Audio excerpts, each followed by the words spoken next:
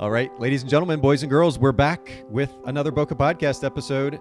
For some reason, it feels like a Friday. I think with the holidays here, the whole schedule just kind of feels a little bit off. I don't know about you all, but nonetheless, thank you for joining us. If you're live streaming with us on youtube.com/Bokeh Podcast or at facebook.com/Bokeh Podcast, we're also pushing out to the Photographer's Edit pages as well. But thank you for joining us. And please don't be shy. Don't hesitate to ask questions, comment. You can send us funny emojis if you want to during the show today. We've got a wonderful guest who's going to bring us a lot of really interesting information. And so please get engaged in the conversation. That's the benefit of these live streams, the main benefit. For those of you that are listening to audio after the fact, sign up over at, or I should say subscribe, over at youtube.com/Bokeh Podcast. Turn on notifications so you stay up to date. You know when these live streams are happening. And you can come join the conversation as well. Super important. And then last thing, as I always do, just a kind of an accountability, if you will, but I'm going to pop up on the screen my receipt from Charity Water today. I made a quick donation to Charity Water before our show today, as I promised I would do. And again, using this as an opportunity to encourage all of our listeners, all of our community, whether it's through an organization like Charity Water, a local community effort, or some other national or international organization, look for opportunities to give. Even just a few dollars go a long way. And of course, especially during the holiday season, I think it's a great time to be reminded to look for those opportunities to give. All right. Well, on that note, I want to introduce our brand new guest today. And let me see. Oh, there she is. Katelyn Workman is here with me. Katelyn, thank you so much for coming to hang out with me today. We made it happen. Yes, thank you for having me. I'm excited. Well, I'm excited to have you here too. And we only have just briefly had conversation before we started today. So we're going to kind of get to know each other a little bit during the show. I kind of like that dynamic.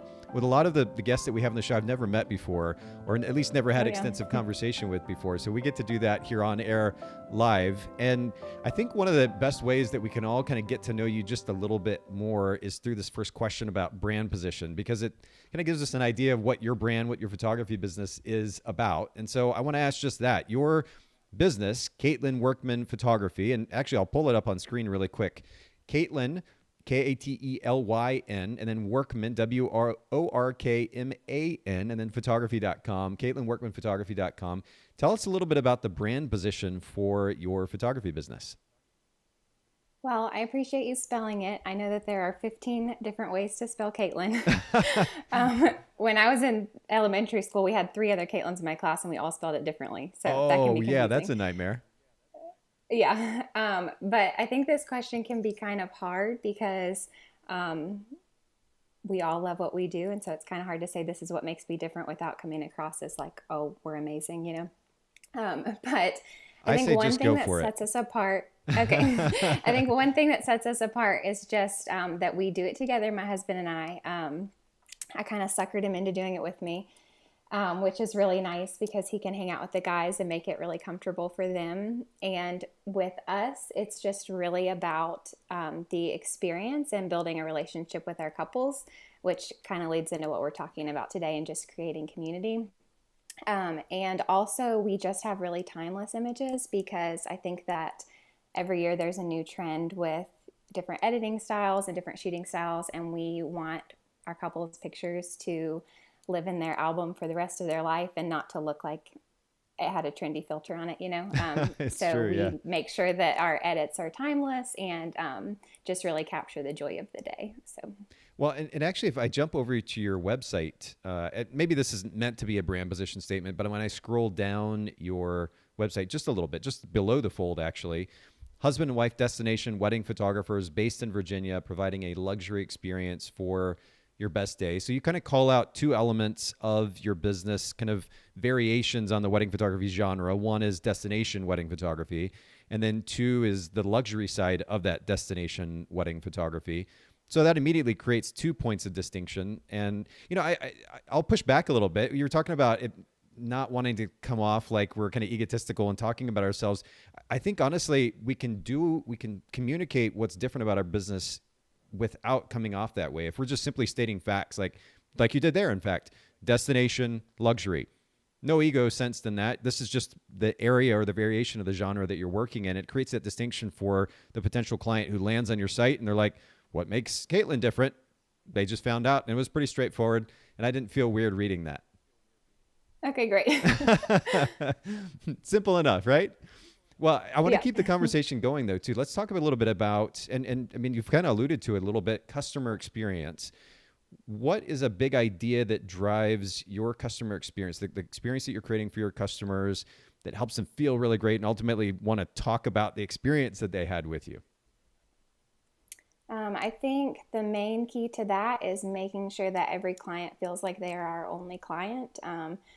We don't take so many weddings that we're too busy to communicate with the clients that we have, and we want each client to feel like they are family to us. And just be there with them from the start to the finish. For our wedding, we actually hired someone out of state because there wasn't anyone around here offering what we were looking for, and the photographer showed up late, and I hadn't even had a phone conversation with her before, and had no idea. And we paid a lot of money at the time. Yeah. And didn't really feel comfortable. You know, I remember on our first look, and she had just gotten there a few minutes before, and I just felt super awkward. And so we kind of have learned from that, and we want to make sure that our couples feel really comfortable with us. Because if they feel awkward with us, then they're going to feel awkward in their pictures. And then when they look at those pictures, they're not going to feel good about the way that they felt in them. Yeah. If that makes sense. So just like creating that connection with them. It's so true though. And it totally makes sense. I mean, anytime you have a conversation, I'll speak for myself. Anytime I've had a conversation with somebody who is behaving in this can go so many different directions, but just generally behaving in an awkward manner that makes me feel uncomfortable, I don't naturally want to engage with that person. I'm certainly not naturally going to relax. And then on top of that, if you layer on top of that, I'm now going to point a camera at you. That makes it even more awkward, right? I'm already uncomfortable with you. Right. Now you're going to point a camera at me. I don't know what you're doing. I don't know the results that you're getting. I don't know if you like what you're seeing. Like, it really is on us as much as photographers talk about being introverted. I think it's on us just to kind of set those notions aside and say, all right, it's on us to create a certain environment, experience, a feeling ultimately for the end client. And we have to be super intentional about that. It's about how the client feels, not about how we feel. It's about how the client feels, and putting some intention in that, I think, is super important. Right. And I know that it works because I get so excited when I'm shooting, and there will be a time where I like scream at them and I'm like, this is the shot. Like, this is the one that's going on your fireplace. And then I'll go to edit it and I'm like, oh, is that really, like, we took some better pictures than that one. And that is the one that goes on their fireplace. And that is the one that they share because in that moment they felt like models, you know? Yep. And so it's all about how they feel in that moment, I think. Yes. There's something about that, like, they sense that genuine excitement and energy about the image or about the situation that translated to them deeply enough, probably for multiple reasons. One of which I would at least argue is that they're not used to being engaged. Like, most people aren't used to having somebody on the other side of them that looks them in the eye, that cares about what they're saying, that's excited about the conversation, that's excited in this case about the pictures of that couple. And they're like, oh my, and you, as a photographer, you're like, oh my goodness, look at this. It looks amazing. Who else, like, who wouldn't feel really good in that situation? I think it's really important to be super intentional. And I don't know about you, I'm kind of weird. Internally, I'm being super intentional and meaning what it is that I'm saying. Like, if I say a word or I make a compliment, it's very intentional on my part, and I want the person to feel that. And I think as simplistic an idea as that is, I think it's super important that we bring that idea, that thought process and energy ultimately to the conversation, to the experience, and it really goes a long way with the client. So I'm glad that you reiterate this. Right. Well, I want to keep going though. So let's talk a little bit. Let's transition to your family. We were actually talking about family just briefly before we went live today. You've got kids, and of course you're working with your husband. So you've got family life to balance, you as an individual, and then you've got business. And I'm curious if there's an idea that has driven your ability to be able to kind of create some type of balance and better manage time in light of having a business and also having family and a personal life. What is that big idea that has driven that ability? I feel like this is a really hard question for me because this is something that I really struggle with, and I'm really learning, if I'm being completely honest. I could say, oh, here's exactly what I do, and I stick to this schedule, and I prioritize everything perfectly, but I don't. So I think Amy and Jordan Demos do a really good job. Every time that they talk about this, I'm like, oh, I really admire them. So they're a great resource. But I think something that I've learned this year is just that I need to be more intentional with the time that I set aside for each different thing. So like, in the beginning with my daughter, Sonia, she was old enough that she could kind of be independent. And so maybe she would be coloring while I was editing or whatever, and it worked fine. But I was never really spending like the focus time I needed working or the focus time with her. Everything was divided. And so this year I've really tried to be more intentional with like if I have the 3 hours during nap time, that is working hours, those are working hours. And I don't do anything else except for work on my business during nap time. But then, the hour before nap time, that's time that I spent with my 18-month-old Sawyer. And so that's very intentional time with him. And I'm not going to check my emails and I'm not going to get on Instagram, but I'm going to spend that time with him. Mm-hmm. And I struggle with that because I love my business and I hate like missing out on things. And so I want to make sure that I'm like always responding to everything like right away. But I think just like remembering that, you can't do everything at one time. And while multitasking is encouraged, it's okay to spend time doing what you're doing, if that makes sense. Yeah, absolutely. And people talk about multitasking, and I know there are kind of different arguments in that camp. I know that some would even argue that it's not actually truly possible to multitask. You're always kind of in one way or another jumping back and forth between those things, so you're not truly giving the actual attention that you could if you were just focusing on one thing to each of those things as your so-called multitasking. I think for some anyway, certainly for me, it can be more draining to try to multitask, to juggle multiple ideas or efforts or tasks at the same time. I'm certainly a fan of single tasking. I know that it's easy to fall into multitasking world, especially with all the technology that we're dealing with these days, but I think it's important. Something I've been experimenting more with as even just in the last few days, I wear this Fitbit and I do so mainly for the sake of my health, but I also use it as a timekeeper, and it's got a really great little timer on there. And so what I'm experimenting with is just working in 30-minute segments, because it would be easy for me to get drawn into I guess bigger tasks that could take hours if I let myself, and then I get distracted by this thing and I go do that, and then there's something else and I do. So 30-minute segments, not that I'm only working 30 minutes at a time and then, going and whatever, riding my motorcycle or something, but 30-minute segments given to this thing and then 30-minute segments given to this thing. And even if it's maybe somewhat related tasks, I'm breaking it up to 30-minute chunks, and I can take a break, 5 minutes and go whatever, do a couple of exercises and come back and then go to the next 30-minute segment. But I tend to work best in chunks and spurts and kind of short efforts, intense efforts. And because I do have so many things to juggle on my end, and I know you can relate and probably many photographers can, so many different things to juggle. If I give a little bit of time each day to a lot of different things and I do that consistently, I know that I'm going to go a long ways, as opposed to feeling like they have to dedicate 2-3 hours to something. And then I get overwhelmed even just by the notion of that. And then meanwhile, all this other stuff gets kind of left alone and left behind in the process. Does that make sense? Right. Yeah. You have a longer attention span than I do, I guess, because I have to do 20 minutes. Okay. So if I am like blogging, or especially if it's something that I don't want to do, like cleaning my living room or something like that, I have to do 20-minute timers. And during that 20-minute, I turn my phone on airplane mode. I don't check my messages. I don't check Instagram, none of that stuff for that 20 minutes. Like I don't even get up to go to the bathroom or get a drink of water during that 20 minutes. You're hardcore, because I get distracted. Well, I get distracted so easily. And I could be like getting up to get a cup of coffee and then suddenly see that I needed to fold the clothes that are sitting there and suddenly see that I need to do something else. So that 20 minutes, I just get that done. And that really helps me because I'm the same way. I can't sit down for long periods of time without feeling overwhelmed and getting distracted by a million different things. So. Yeah.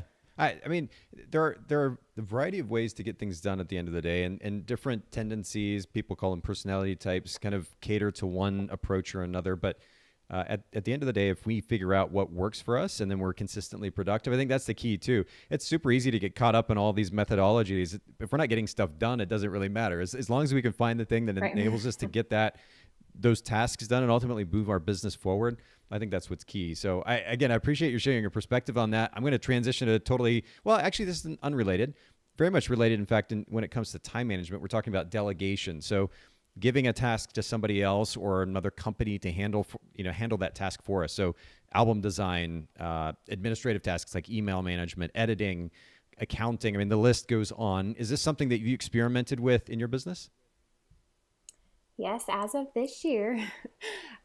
This year was a huge transition year because our daughter is adopted, so she didn't come to us until she was 5. And that was the year that I started taking pictures. So I didn't even start my business until she was 6. And so she was a lot more like self-sufficient by the time I was working a lot. And so it was a lot easier to balance. But, and then even last wedding season, having a newborn who I could like strapped to me and he would sleep while I worked, was easier than this year now having she just turned 10 last week, and an 18-month-old who is very needy and he's a really, really easy baby, but he's like a toddler, you know? Yeah. So this was a huge transition year, and I've had to realize that I can't do everything by myself. And so I'm in Caitlin James's business course, and we did a Zoom call, and I just said, I need help. Like, what do I do? How do I know where to spend money? And she was like, well, you need an editor.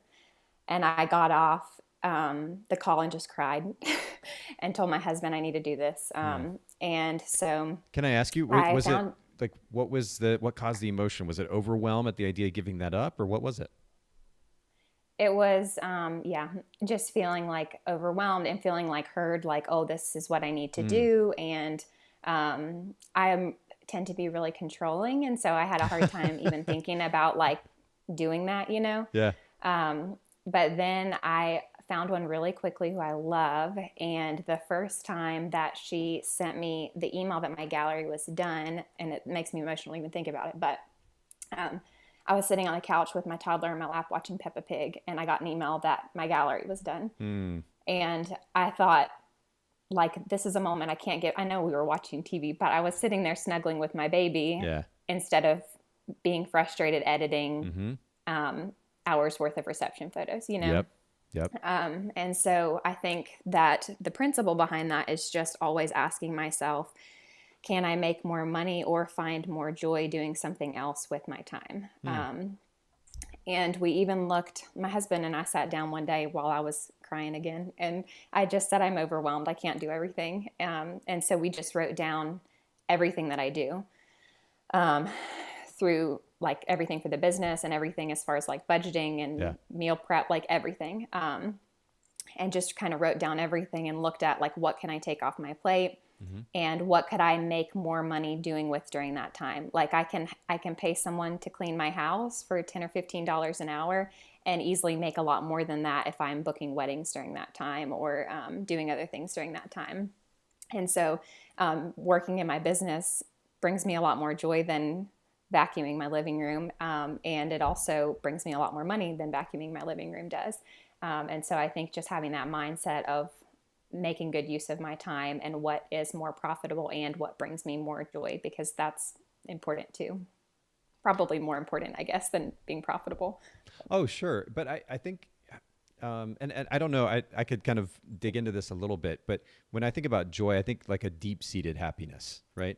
It would be easy for us as business owners to also be lazy and be like, I don't feel like doing this. I'm just going to get it with somebody else. But we're talking about a deep-seated joy, which comes from, in this case, maybe being able to delegate something that enables us then to more aptly fulfill what our value set is, what our goals are for our personal life and for our business. In this case, you want to spend more time with your kids and your family, and you also want to be able to focus your attention and effort on those things that are going to help you make more money to build a stronger business. And those seem like wonderful goals, and ultimately making choices to delegate something that frees you up then to be able to better focus on those goals is wonderful.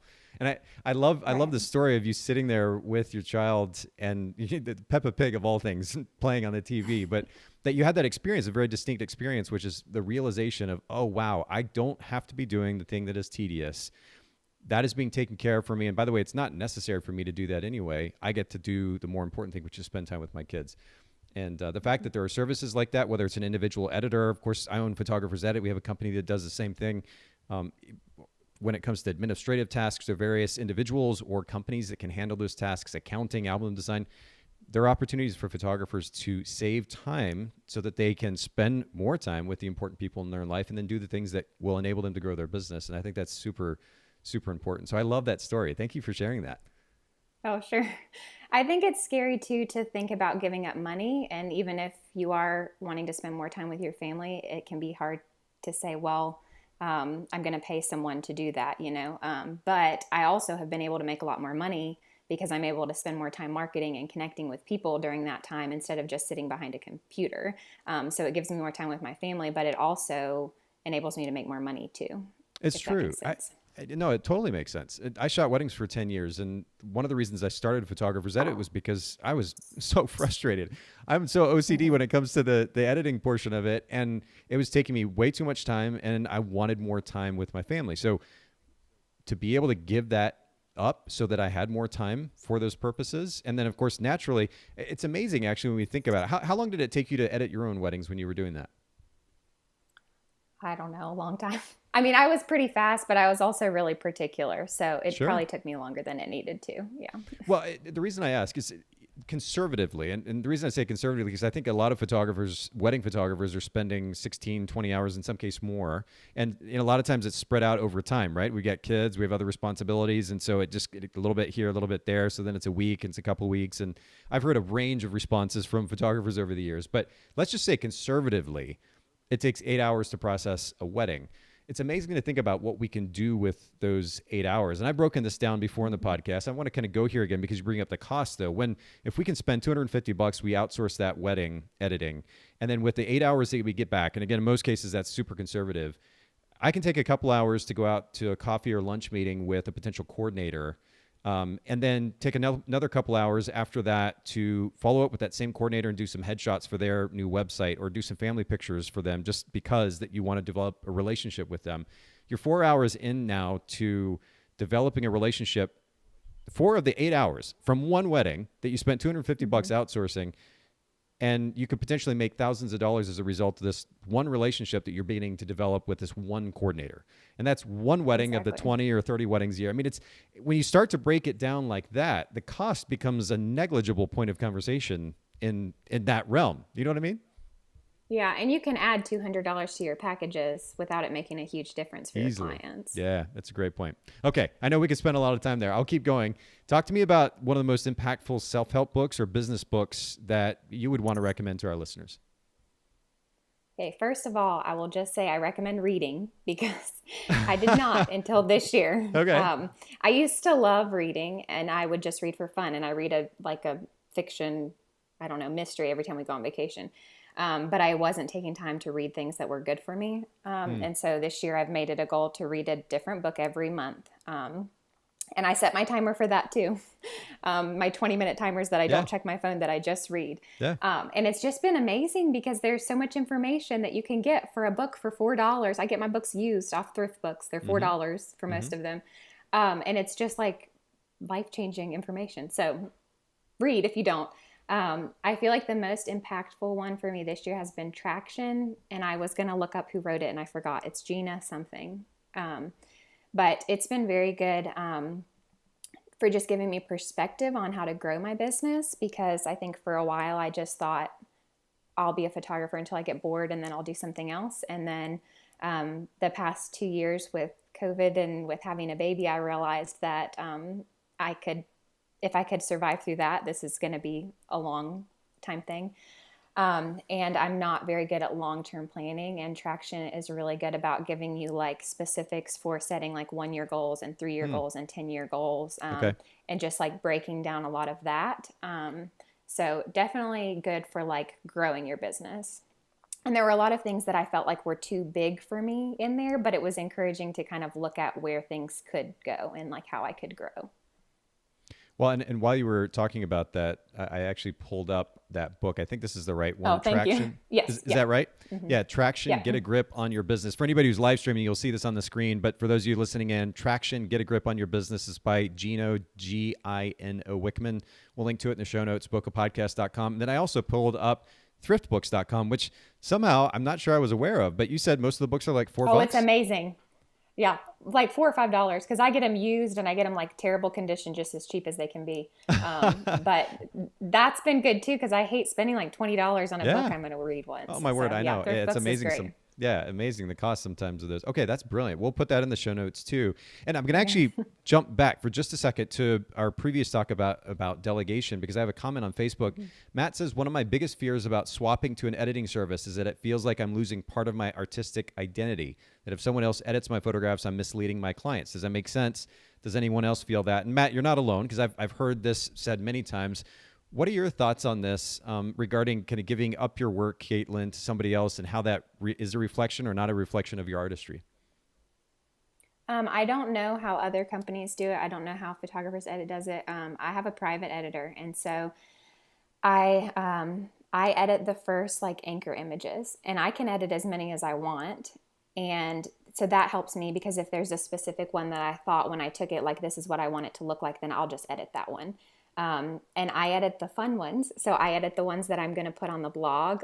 Typically I edit 200. And so I do all the ones that I want to, and then she has a base image to edit the rest from. So if I was taking dancing pictures, I edit the first one, and then she can sync to the rest. And in the beginning, when she was telling me this, I thought, well, why am I paying you? Because all you're copying and then cropping, but copying and cropping and straightening and all of that takes so much time that it's worth it. But so I think if there's specific images that you want to look a certain way, you edit those, and then you do your base images. And I also did a phone call with her for the first several. So I would call her as I was looking through them and say well, this doesn't look like my work for this reason or whatever. And I tweak a little bit at the end too, because as we were new to it together. Sure. So you still have control over your images. It's not like you're just sending the card and they're doing everything and then you're not seeing them. You can go back and do whatever you want to. And I don't think your clients need to know. I mean, if they ask, obviously be honest with them. But you would be amazed at how many people do this. Most photographers outsource, I think, without people even realizing it. Yeah, and it's an interesting, so you touched on a number of interesting points there. By the way, you started to break up just a little bit, Katelyn. You're back. Okay. We lost audio and visual there. You're back now, so I think we're okay. Hopefully it stays that way. But with regards to this conversation, first of all, the idea that somebody else is helping us run our business is literally a universal concept. Right. So I'm not sure. I understand it's easy maybe to sit and analyze and kind of overthink this topic, even in some cases as photographers, and maybe project those concerns onto the situation. The reality is, even yourself as a photographer, when you're buying services or products from another company, you're buying from companies who have a team of people that are enabling them to run that brand and that business. It doesn't mean that product you're buying is anything less than what you expected, because it took 2 people to do it, or 3 people to create it, or 4 people to come up with the idea and then put it in production and do. This is just a very normal concept. So I would just encourage any photographers listening in or watching, don't overthink it. There's no reason to do that. And I'm glad too that you bring up, Katelyn, the importance of the ongoing communication. You explain to that editor how you want those images edited, and then you give a little bit of feedback. It's a little bit of a process at the outset to establish the relationship, to train that person that's working for you. And this is true, by the way, not just with editing, but anything that you're delegating to somebody else, or at least in most cases, there's going to be an ongoing conversation, if you will, and a training process. And that's the norm. And I think a lot of photographers, we've experienced at Photographers Edit anyway, photographers get frustrated when the first time isn't 100% exactly what they expected, when the reality is that in most situations, again, where you're delegating or you have an employee, there's a training period involved, and that's just a normal part of the process, and that's okay. And I love that you committed to that. And then, yes, to your point, we actually at our service as well enable photographers, if they want to process a few of the images in the Lightroom catalog they're sending to us, and it enables us then to be able to get an idea of what the photographer had in mind for the images in that particular section of the shoot, whether it's a portrait session or an event of some kind. And you're right, there's still a lot of work to be done, even if you're syncing some of the basic settings to the images, but that gives them a starting point and a visual reference. And a visual reference is so important. Words can mean so many different things to so many different people. So having the visual reference to go along with instructions is really great, and that's something we definitely do. So I'd love to get your take on that. And Matt, hopefully that's helpful too to the conversation about delegation and outsourcing. And I've got one other question, Katelyn, before we dig into this conversation about building community and how that relates to marketing. A favorite piece of camera gear. We don't talk a ton about the actual photographic process here on the podcast. A lot of it's kind of focused around business and the function of business, running a business. But I'm curious to get your take on a favorite piece of camera gear, like you could almost just not even do without. What is that? Well, the R6 is in my cart on B&H Photo. So soon all my gear is going to change. But right now it's the Canon 84 1.4. That was the first L series lens that I bought. So I think maybe I'm a little more attached to it because it was the first one that created magic. But yeah, I know a lot of people love that lens, but it's definitely my favorite. Cool. 8414. Okay. We'll put a link to it in the show 85. notes. Or 8514. We'll put a link to this in the show notes too, for anybody who's itching maybe to put that in their shopping cart too for the holidays. And by the way, for everybody listening in, as we get into this topic now about building community and how that relates to marketing for the sake of your business, just like Matt got involved in the conversation, don't be shy. Don't hesitate to comment, to ask questions as we're going through this. Katelyn's about to share a wealth of information, and I want you to feel like you have the freedom to engage. We've got a number of people streaming with us, so don't be shy. But let me jump back to this topic, Katelyn. So on the homepage of your site, something that you say is, I have a huge heart for people. I love creating connections. When we're talking about community, if we're going to create community, naturally it starts with just a desire for connections with people. Where do you think this comes from? Has this been something that's just been kind of innate to you since you were younger, or have you kind of grown into that? What does that look like? I think two things. One, I definitely was born with a love for people. My dad used to joke that if you looked up the word extrovert, my picture was beside of it.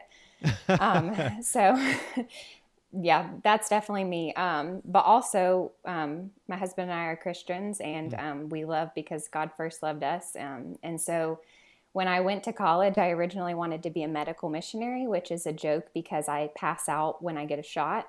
I think it was because I just thought that's what you do, and I watched too much Grey's Anatomy. But I knew that I wanted to serve people and to do something that was making an impact. And it's easy to think that we're just taking pictures, but for us, it's like I explained, it's so much more about really investing in our couples and really pouring into them and loving them. And like we do a cookout at our house where we invite them all over. Yeah, it's just really important for us to really love and pour into people, I think, because of that.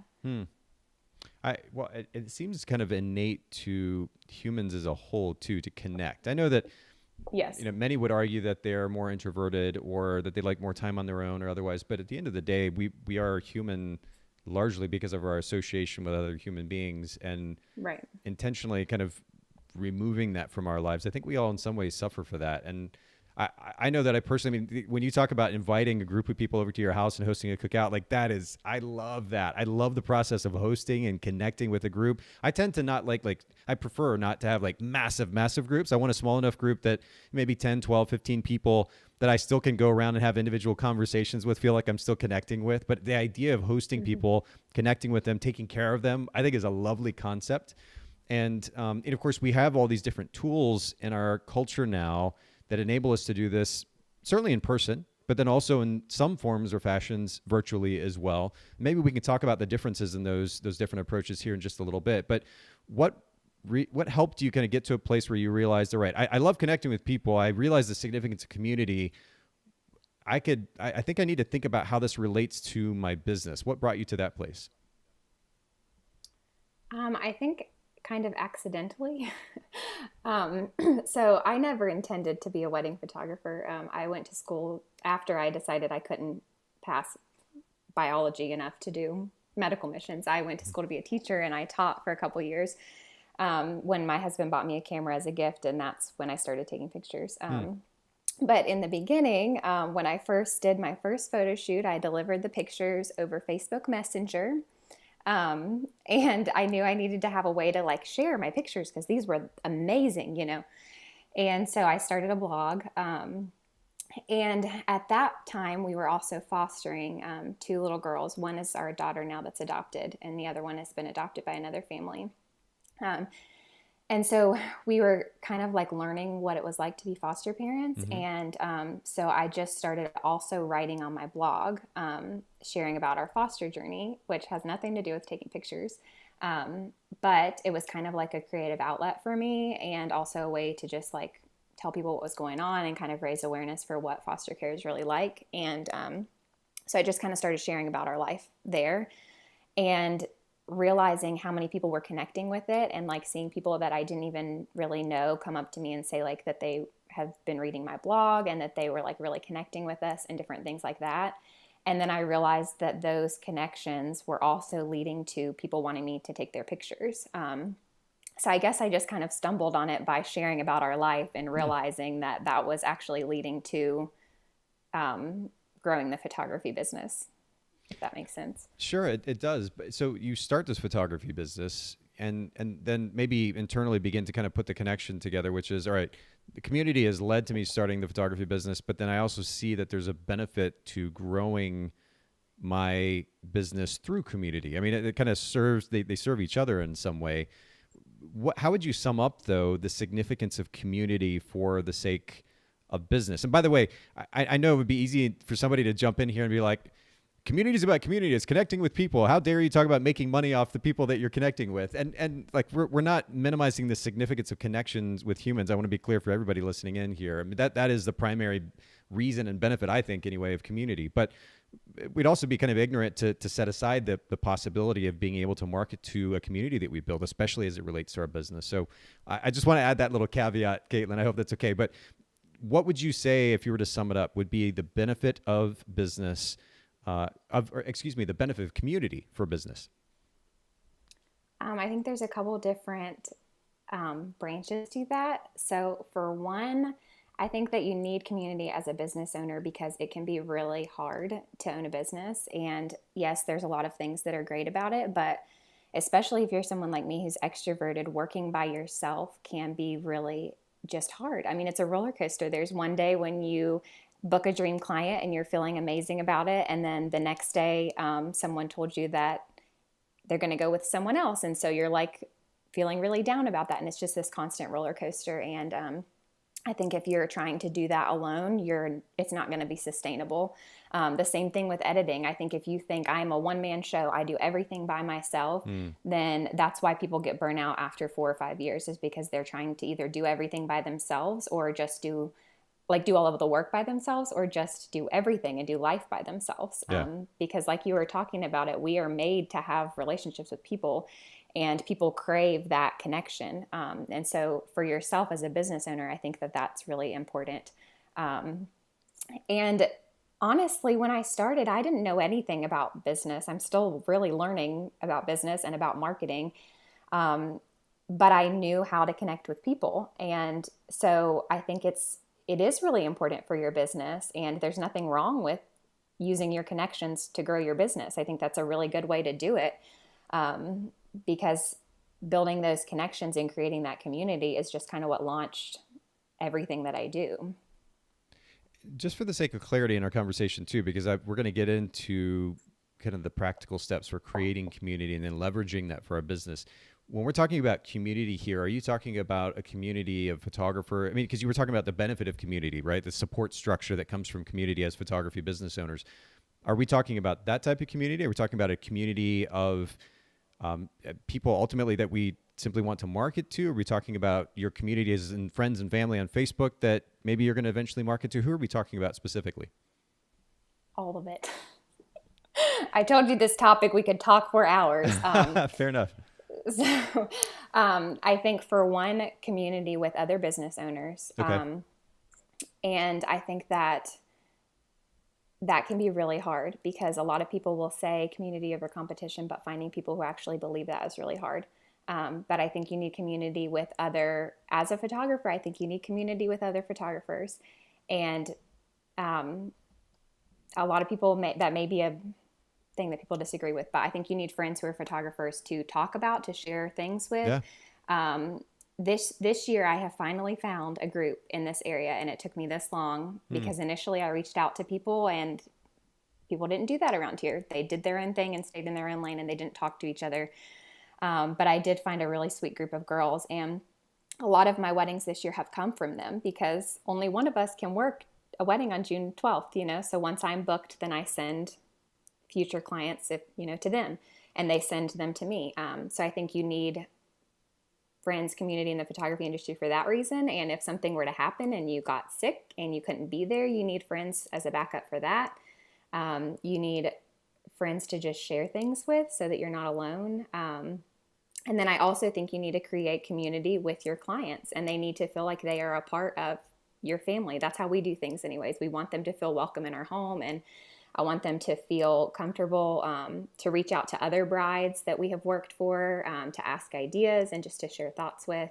And yeah, so that's a hard question because I feel like you need all of those different branches. That's fair. And you're right. I mean, it's a lot of the topics that we dig into here on the podcast, we give about an hour to a conversation, and the reality is we could easily spend 3, 4, 5 hours even in some of these topics because there are so many different elements to it. So we'll kind of leave that as is. You're right. There are certainly different types of communities, benefits to each. I think we're speaking a little bit more general sense today, but let's just kind of keep the conversation moving and get into what it took for you to build the steps that it took to build the community that you're talking about here that you feel is so important for the sake of your business. Okay. First of all, blogging, I already mentioned that. I think that's a really good key for building community with your future clients. It's just blogging. You can share about your life and you can share about your couples. I also did a series for a while called The Truth About Marriage, and it was just sharing about struggles that you can have in your marriage and encouragement for couples, just as a way to connect our past couples with our future couples and just to share ideas. So I definitely think blogging is a really good step. And before you keep, can you still hear me? Because it's getting you were kind of froze up there, and we lost the picture and audio again. Any chance that there's anything that may be eating at bandwidth on your end? And I'll double check my end as well. I don't think so. Everything else is off. Okay. All right, cool. Well, let's just keep going. You're back. We can hear you. So as long as we at least have audio, we've seen what you look like. We'll kind of put the pieces together while you're pixelated. Okay. So I don't know what all you heard when I cut out. Oh, no. We actually heard most of it. What I was going to ask you about blogging is writing for the sake of blogging something that kind of came natural to you, or did you have to kind of learn that skill set over time? I know this, again, in and of itself is a big, big topic, but just briefly, if you don't mind, sum up how you were able to effectively write enough content for it to be valuable when maybe you're not naturally a writer. I like writing. Naturally. There you go. But if you you prefer to talk, then do a YouTube channel and share that way. There are a lot of different outlets. It doesn't have to just be writing, you know, or you could do like a vlog or something like that. But yeah, I just like writing. So. And the idea behind whether it's a YouTube channel or a blog is ultimately to just share some of your thoughts and ideas for people to be able to connect with, associate with your brand or with you, or is that kind of the summation of that? Yes. Cool. Okay. What's number 2? Number 2 is Instagram. And I think there's 2 parts of Instagram. So I guess 2 and 3 are Instagram. But this is a great way to connect with other people in the industry. So you need relationships with people. You're going to be working with people in the industry. And hopefully you'll be working with the same people a lot. Hopefully you'll find a planner that you love that you get to work with, which also creates that community for you because it's fun to go to work with people that you already know. But find those people on Instagram. So find a planner that you want to work with and start encouraging them. This doesn't mean find a planner that you want to work with and message them and say, hey, can you send me referrals? But find that planner and just start encouraging them and bringing value to them, you know, like their posts. And if you see a wedding that they did that was beautiful, comment and tell them that. If you see a venue you want to work at, then you can reach out to them on Instagram and say, you know, do you need pictures? What can I do for you? And so I think Instagram just is a really good place for finding people and connecting with other people in the industry. And also, so third would be Instagram stories. This is just a way for you to connect with people by sharing more about who you are, because people want to hire people. They want to pay money to people. And so if they have no idea who the face behind the business is, it's going to be really hard for them to invest money in that. So get on your stories and share about your life, and share about who you are, and share about your passion behind your business, and share more than just your pictures. And yeah, stories can be a really good place for that. And also just for engaging with other people and like getting to know other vendors through that. Kind of building on, I guess, the first point about blogging and YouTubing. It's another way to go about sharing yourself. Yeah. Okay, cool. Yeah, exactly. So fourth would be in-person events. I'm not a planner, but sometimes you have to just get out and do things. And it can be really easy to just like hide behind your phone. And I think for a while I thought, well, I'm engaging with this person on social media, so we have connected. Or like this photographer and I, we like each other's pictures, so I have that connection with them. But I think you have to take it a step further. And that could be something simple like buying a planner lunch and just getting to know them. Or I hosted a styled shoot. I say I hosted. I didn't do any of the planning. We had a planner who did the planning, but it was with me and 3 other photographers in the area, and we all had the same mindset of like, we want friends, we want to get along. Sure. And so we did that just as a way to like get away from our kids and do something fun. And now those are the girls who send me referrals and who I send referrals to. And so that did take work to plan something in person, but it has really, really made a difference for my business. So yeah, number 4 would definitely be in-person things, but don't overthink it. And it doesn't have to be a huge, crazy styled shoot. It could just be getting coffee together. And 5 is not really a step, but just like something to remember is just to be persistent. Because when I first started, I remember reaching out to a couple different photographers in our area who had been doing it for a really long time, and I really looked up to them. And one of them told me she didn't need friends, she did it alone. And another one just ignored me and just wouldn't talk to me. Wow. And so I thought, and I know it's not like that everywhere, but I was really discouraged, and I just thought like, oh, I have to do this alone, or like, this is what it's like. And I went to an in-person workshop in Atlanta, Georgia, which is far from where I am. And that was the first time that I had like talked to other photographers. And I was like, oh, it doesn't have to be like it is, you know? Yeah. And so I think just be persistent, even if you reach out to some people and you don't get the feedback you want. There are your people out there. You just might have to work a little bit harder to find them. It's another loaded topic, and I won't park here too long or project any of my personal experiences too much on it. But I will say I can very much relate to what you're talking about, Katelyn. I love connecting with people. Certainly, I like a little bit of time on my own and get out and ride the motorcycle or to read or whatever it is. But I just enjoy community. I enjoy connecting with people on different levels, and I'm kind of amazed, especially, and I think it's kind of sad, honestly, in the last 2-3 years. Obviously, COVID had a significant effect on this, and we'll leave that out of it. But only for the obvious reason, which is that, of course, COVID is going to affect people getting together.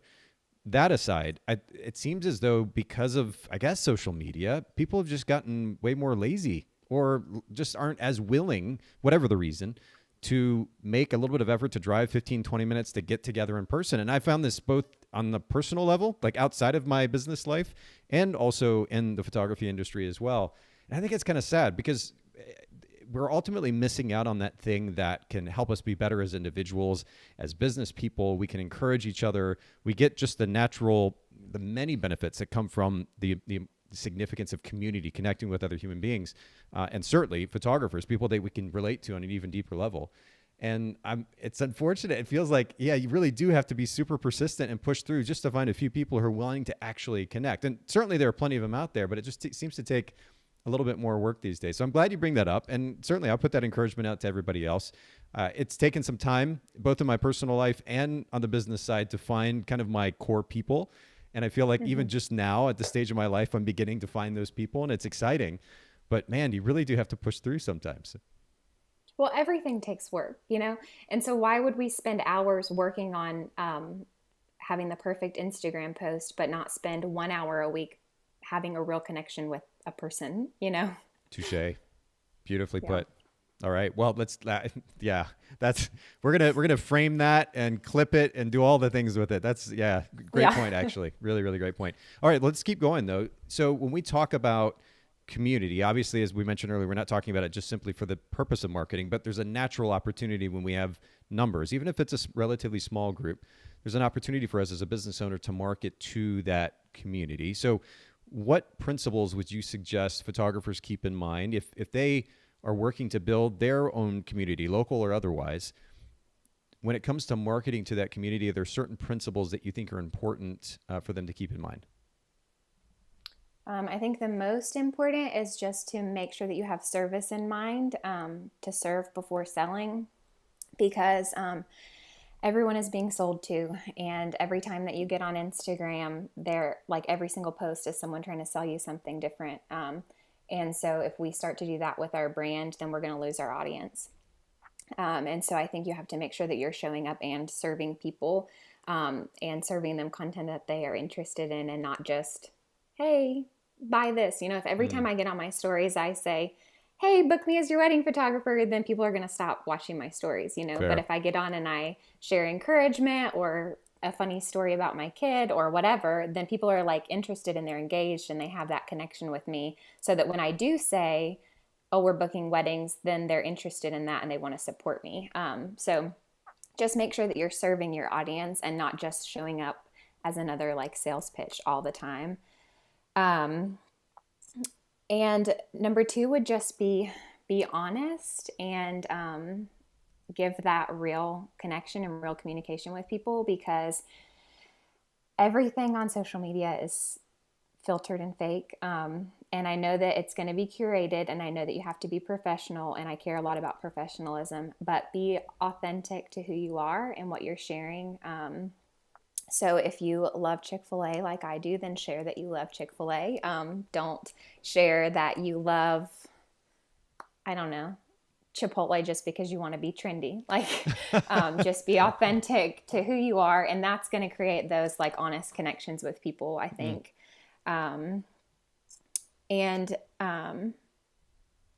Just make sure that you don't get discouraged when you're doing this, because like I said earlier, it can be really easy to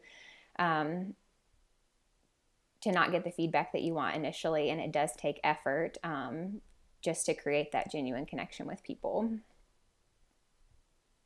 Cool. Okay, so I'm taking notes here. I told you I was going to do this before we started. Sorry, I ramble a lot. No, I've got my notebook here. I've got my pen. These pens are awesome, by the way. They're called Zebra pens. Have you ever heard of them? Oh, okay. No. I don't know. They're nothing fancy, but I just love how they write and how they feel, the weight of them. They're I don't know, $5-10 on Amazon. So little shout out to that company. Little side note, little bonus for information for the podcast All today. Right. Well, we shouted out thrift books, and it's not like they sponsor me. So Right.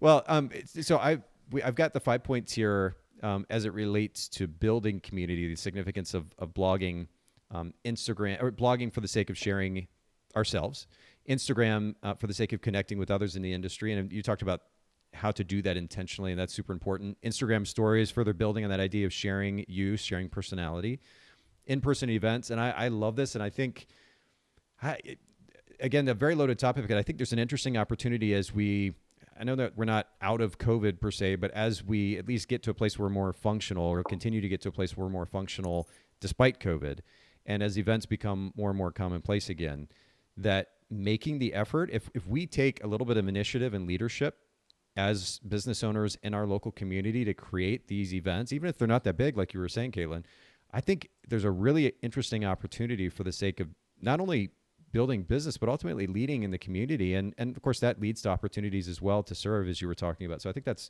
a really interesting conversation in and of itself. Importance of consistency, being persistent. And again, point taken. If we're willing to put all these hours into Instagram or our photographic technique, whatever else, why would we not put at least a little bit of effort and time into relationships on all levels? I think that's super important as well. And then when it comes to marketing to that community, number 1, service first. That speaks for itself. Being honest, being genuine, and transparent, also important. And then again, the importance of being consistent in that effort. And I guess this is a lot of information. And as we talked about, there's so many different topics in and of themselves in that we could spend an hour or two on. But I love you. Actually, I'll kind of break the fourth wall here. You said to me before we got started, you're like, I have these next actions that we can get. I'm going to share a lot of information. So I want the listeners to be able to take something away that they can go do next, kind of next steps or next actions, despite all of this information, because it is a lot to take in. What are those kind of couple of next steps that you would recommend to our listeners now with this information you provided? Right. So I get overwhelmed because I listen to podcasts all the time while I'm doing other things. And I'm like, oh, what was the point? Like, what do I do? Because I just feel like there was so much good content in what I listened to. So if you're like doing the dishes while you're listening, stop doing the dishes and pay attention for 2 seconds. So I was going to give you guys 3 takeaways. So write these down. If you don't want to do them this week, I know it's Christmas, save them for next week. But the first is just show up on your stories authentically. And this is scary at first. Everything is scary at first. I remember the first time that I did a story, I was like sweating and like hyperventilating, and I recorded it like 25 times, and I think all I was saying was like, hey, I had this session today. Look how fun this couple was, I put so much pressure on myself, and it's going to feel scary in the beginning to share about yourself. But just do it. It's scary to come on a podcast and to answer questions with Nathan, but I did it, right? It's scary to do everything new. Sure. Oh yeah. But you have to do it. So I think first, start sharing on your stories authentically. And this could be like once a month or once a week. You could say, okay, on Tuesday mornings, I'm going to get on Instagram and I'm going to talk, and put it on your calendar and get on Instagram and talk, even if you don't feel like it. So share on your stories authentically. That's your first takeaway. Number 2, make a list of vendors that you want to connect with. So a lot of times I'll just do like a brain dump, and it could be like a brain dump of venues I want to work with or vendors I want to work with, whatever. So do your little brain dump, and you can start with 5 and just say, okay, I want to work with this planner. I want to work at this venue. I really want to connect with this photographer. I want to work with this florist, whatever. Make your 5 connections, and start by following them on Instagram, and just be intentional about connecting with them. Do not reach out and ask to be put on their preferred vendor list, but make that list of maybe 5 people that you want to connect with, and then put in the effort to connect with them. Mm-hmm. And if you don't have a whole lot of time, then start small just by commenting on their posts and encouraging them and resharing their stuff in your stories. It doesn't have to be a huge have them over for dinner yet, but just find those 5 and start making those connections. Number 3, create a piece of content that provides value, because I talked about sharing things of service before selling. So create a piece of content that provides value. So that could be just an Instagram post. It could be a blog post. It could be a vlog. It could be a YouTube video, whatever. But create something that is providing value to create that connection with your ideal client. So that could be like this past month, I wrote a blog on venues in West Virginia, and I wrote a blog on tips for planning a destination wedding, and I wrote a blog on how to plan for your engagement session, and like what to do when you just got engaged. Just create some kind of content that is serving your ideal client, and not just showing up and saying, hey, book me for your wedding. So those are your 3 takeaways, because I knew I was going to ramble. And so I was hoping that I would give you something practical to do amidst all my rambles. Well, yeah, first of all, you were super organized in the information that you brought, so not rambling at all. And okay, good. I think what's interesting about the concepts, or at least some of the principles you were sharing, the words, the phrases that you're using aren't necessarily new, maybe even to some of our listeners. A lot of times it's about taking the next step, though. So I love that you finish with, here are the next actions. Like, yeah, these are the principles, and you may have even heard those before, but rather than being overwhelmed that now you have a list of 8 things to do or 10 things to do, here are just 3 things that you can go do immediately. And I think that's really important. I'll reiterate what I said again, because I've been experiencing this in my life as of late, trying to manage multiple brands, 4 or 5 brands, and at so many different pieces associated with that, and the teams and the development and production. And I mean, there's so much to do. And what I've realized more than ever is that rather than having this list of 80 things and just being overwhelmed by this list of 80 things, if I just focus on two or three things a day, for example, two or three big kind of most important tasks, people call them MITs. And I do that consistently on top of the communication and the meetings and so forth that I have to do. But if I do that consistently, or like we talked about, 30-minute chunks, and just knock a task off the list during each of those chunks, or even two if I'm working really efficiently, and I do that consistently day in and day out, it's taking small steps consistently that will generate significant results over time. And that's really, really important. It's easy to get overwhelmed as business owners when we think about this idea of, first of all, creating a community, and then how do we create value and add that value to that community and ultimately be able to market to the community. There's so many moving pieces and it's so overwhelming. And, and photographers would just kind of maybe freeze. But if they break it down, like you just did so wonderfully, to 3 next actions that they can take, which frankly, I mean, when we talk about showing up on stories authentically once or twice a week, it takes all of, certainly it may take a little bit of time the first time we're filming over and over again, but it takes a few minutes to do that. Make a list of vendors you want to connect with. A great next action, sitting down, make a list of 5 people that you want to connect with. That's the first step. And then maybe the action for the next day is calling 2 of those people or 3 of those people. And it seems a little bit elementary, but again, having been as an entrepreneur now for so long and multiple businesses, I realize that it's easy to get lost in the myriad of things that we have to do and just freeze or put things off, or just simply get overwhelmed and then not be as productive as we could be. So just taking simple next steps or next actions is really important. Create a piece of content that provides value. And the cool thing is, again, that could be on Instagram. It could be a 60-second clip on YouTube, a little tip, a trick, a blog post. It doesn't have to be overly complicated. And so I love the practicality of your teaching. You're not rambling by any means. Oh, good. And for those of you listening, I just think it can be really overwhelming, and we forget. We look at like hard things like, oh, we have to focus on our SEO and we have to, do all of these things, when really if you just like love people, everything else will fall into place, I think. Ooh, yeah. Love's what makes the world go around. Is that the summation? Oh, yeah. Yeah. Well, I really appreciate you making time to share with us today, Katelyn. And for anybody listening in, if you're not already following Katelyn on Instagram, what I want you to do, and I'll pull this up on screen here, is just go over to Katelyn, Katelyn Workman, Workman photography. We'll link to it in the show notes as well, but Katelyn Workman photography on Instagram.